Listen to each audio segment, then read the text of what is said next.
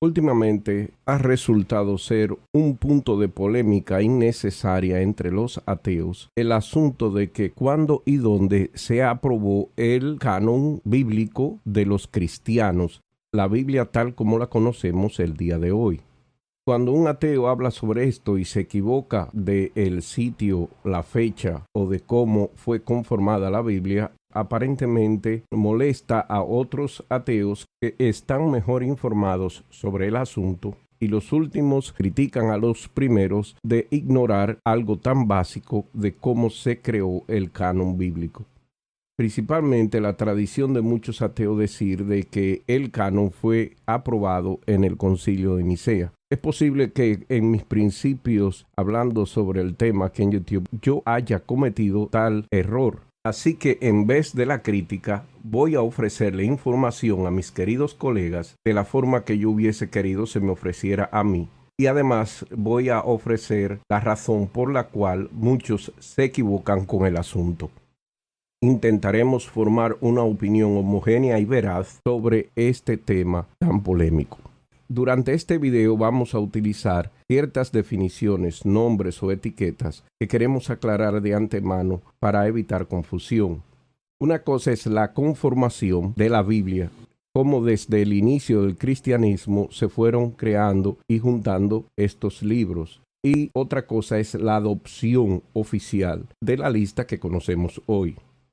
Entonces, en este video hablaremos de esta conformación, de su desarrollo y al final de la adopción oficial de la lista de libros que conforman la Biblia cristiana.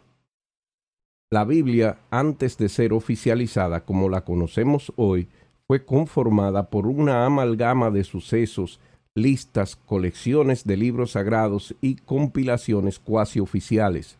El Viejo Testamento siempre ha sido tomada de la versión Septuaginta de la Biblia hebrea, escrita en griego, y esto nunca ha sido polémica. Ahora, sobre el Nuevo Testamento, la historia es muy diferente. El canon del Nuevo Testamento se conformó de manera paulatina, cuyo proceso inició por obispos ingeniosos como Marción de Sinope. La compilación de 11 libros de Marción, a principios del segundo siglo de nuestra era, de quien se dice llegó a conocer al apóstol Juan y que fue su amigo, fue la primera compilación de libros que se podría llamar una Biblia, allá por el año 144 de nuestra era, que contenía las cartas de Pablo y el Evangelio de Marción. Este Evangelio era una versión modificada del de Lucas, aunque hay que advertir que algunos eruditos dicen que el de Marción es el original y el de Lucas es la copia. Marción creía que la persona de Jesús no era un cuerpo real, sino una imitación. Negaba el nacimiento, muerte y resurrección de Jesús, tal como lo interpretaban los docéticos de esa época.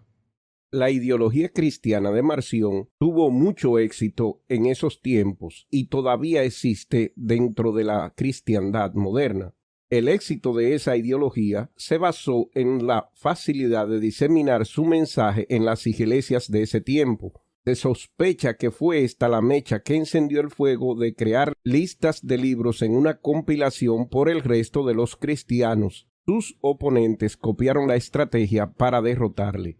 Ignacio de Antioquía es el primero que llama a la Iglesia católica o universal, y también es uno de los primeros en listar los libros que la Biblia debe tener. En sus cartas escritas en griego se encuentran las primeras versiones de la Iglesia en general del libro. Ireneo menciona y cita 21 libros en el 180 de nuestra era, que terminarían como parte del Nuevo Testamento, pero no usa a Filemón, Hebreos, Santiago, la segunda de Pedro, la tercera de Juan y Judas. A principios del siglo III, Orígenes de Alejandría pudo haber estado usando los mismos 27 libros que existen en el Nuevo Testamento moderno, aunque todavía había disputas sobre la canonicidad de Hebreos, Santiago, segunda de Pedro, segunda y tercera de Juan y Apocalipsis. Los siguientes 200 años siguieron un proceso similar de discusión continua en toda la Iglesia Este proceso aún no estaba completo en el momento del primer concilio de Nicea para el año 325 de nuestra era, aunque para entonces se habían hecho progresos sustanciales. Aunque claramente era necesaria una lista para cumplir con la comisión de Constantino en el 331 de nuestra era de hacer 50 copias de la Biblia para la iglesia en Constantinopla. No existe evidencia concreta que indique que se consideró un canon formal. En ausencia de una lista canónica, la resolución de estas cuestiones normalmente se habría dirigido a través de la sede de Constantinopla en consulta con el obispo Eusebio de Cesarea, a quien se le dio la comisión de hacer las Biblias de Constantino, y quizás a otros obispos que estaban disponibles localmente. No hay evidencia concreta entre los registros del primer concilio de Nicea de ninguna determinación sobre el canon. Sin embargo, Jerónimo, en su prólogo al libro de Judith, afirma que este libro fue encontrado por el concilio de Nicea de ser parte dentro del número de libros considerados como Sagrada Escritura.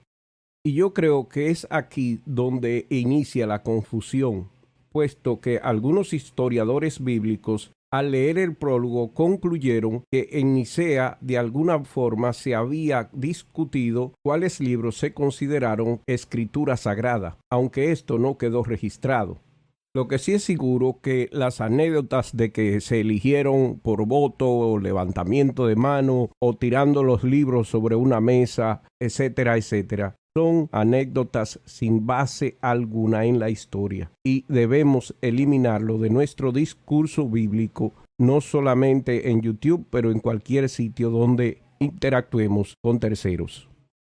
Es así que la creencia de que en Nicea se eligieron los libros de la Biblia no es una mera invención de ateos pop o ateos ignorantes, sino que existen razones, aunque el consenso las rechaza.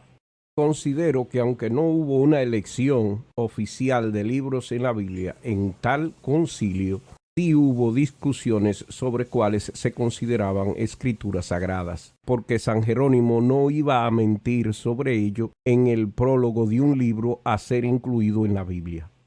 Volviendo al tema, en su carta de Pascua del 367 de nuestra era, Atanasio, obispo de Alejandría, el mismo quien se opuso y ganó contra el arianismo, dio una lista de exactamente los mismos libros que se convertirían formalmente en el canon del Nuevo Testamento y usó la palabra canonizado al referirse a ellos. La versión de Ignacio de Antioquía es la que San Jerónimo tradujo al latín cuando el Papa le ordenó hacer varias copias de la Biblia para usos oficiales en el Concilio o Sínodo de Roma. La compilación de Jerónimo fue confirmada en el Concilio de Hipona en el 393 de nuestra era y ratificado en el de Cartago en el 397 y 419 de nuestra era. A esta versión se le llamó la Vulgata Latina. Es en Trento que por el 1545 y 1546, cuando se hizo la Contrarreforma, que se oficializó esta compilación y se convirtió en un dogma de la Iglesia. Los protestantes de esa época y los ortodoxos cristianos nunca adoptaron la compilación de Trento y siguieron utilizando compilaciones originadas en la versión de Jerónimo con omisiones y adiciones de algunos libros.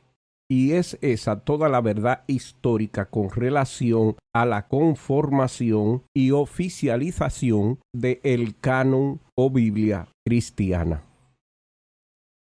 Así que ya está, ahí lo tienen. El canon de la Biblia cristiana no fue decidido en el concilio de Nicea, ni tampoco en dicho concilio se hicieron magia para elegir libros. Aunque hay base para que algunos lleguen a pensar que por lo menos allí se discutió cuáles libros se consideraban escrituras sagradas. Están equivocados aquellos que dicen que el canon se decidió en el Concilio de Trento cuando se hizo la Contrarreforma.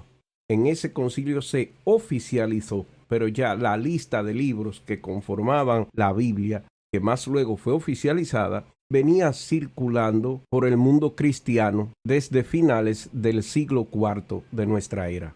La verdad histórica es que la conformación de la compilación de libros que hoy llamamos la Biblia se logró a través de un largo tiempo en el cual intervinieron muchos actores. Y no podemos decir con certeza segura que en un momento y lugar específico, por gente en específica, se eligieron los libros que iban a ser incluidos en lo que hoy llamamos la Biblia.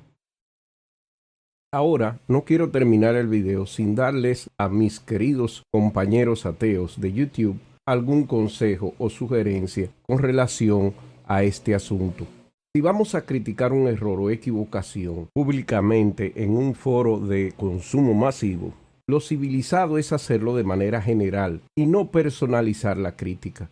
Porque cuando se tienen seguidores, como tenemos muchos aquí en YouTube, eso puede llevar al acoso o al insulto desmedido de tus seguidores. La crítica constructiva siempre es buena, pero aquella que se hace para verse superior o poseedor de erudición dice más del crítico que del criticado. El conocimiento es un privilegio que tenemos algunos y debemos usarlo con cuidado y siempre para educar, nunca para estrujárselo en la cara a quienes nosotros de manera arrogante consideramos ignorante.